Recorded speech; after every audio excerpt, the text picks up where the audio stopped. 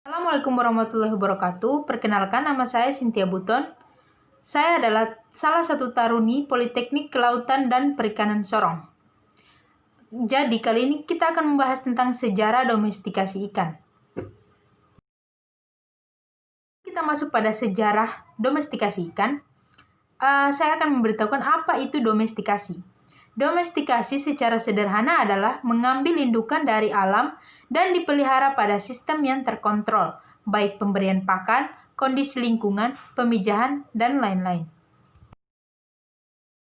Slide ini, kita akan membahas tentang sejarah domestikasi ikan.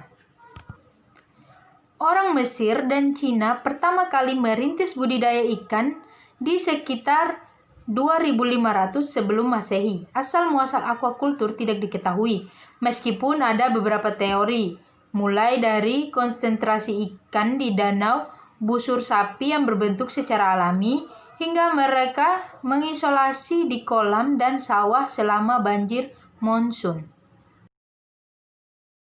Selanjutnya yaitu perkembangan aquaculture. Aquaculture tidak populer di Eropa sampai abad pertengahan, ketika konsumsi daging dilarang dan budidaya ikan mas di dalam kolam menjadi sangat populer. Penurunan terjadi selama abad ke-19 karena perbaikan transportasi, membuat ikan lebih banyak tersedia dan lebih murah. Sebaliknya, budidaya perikanan di Amerika Utara tidak berkembang pesat sampai akhir abad ke-20. Selanjutnya yaitu pertumbuhan budidaya. Pertumbuhan aquaculture merupakan fenomena modern dengan sekitar 97% spesies yang dibudidayakan saat ini telah didomestikasi sejak awal abad ke-20.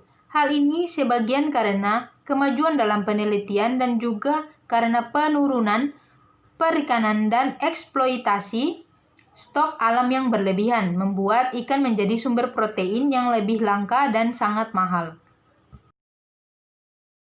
Budidaya di Eropa. Pemumpukan buatan gamet ikan salmonid atau ikan salmon pertama terjadi di Prancis pada tahun 1842 dan pada tahun 1866 di Amerika Serikat dan Norwegia untuk ikan cod.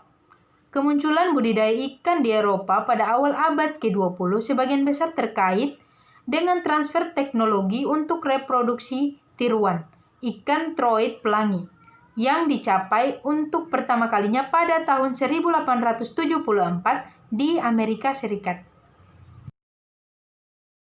Itu perkembangan produksi. Dalam paruh terakhir abad ke-20, konsumsi ikan meningkat lebih dari 2 kali lipat, dari 40 juta ton pada tahun 1970 menjadi 86 juta ton pada tahun 1998.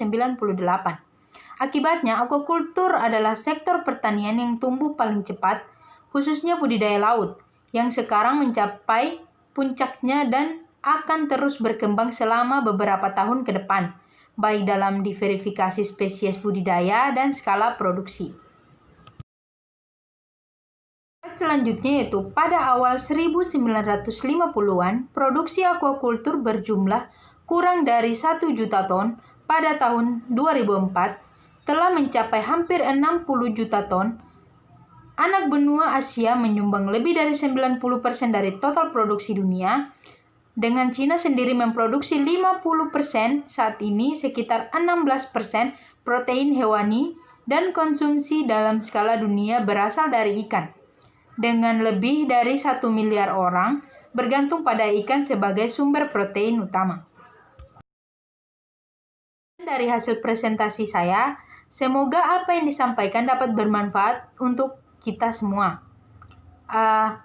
Start where you are, using what you have. Wassalamualaikum warahmatullahi wabarakatuh.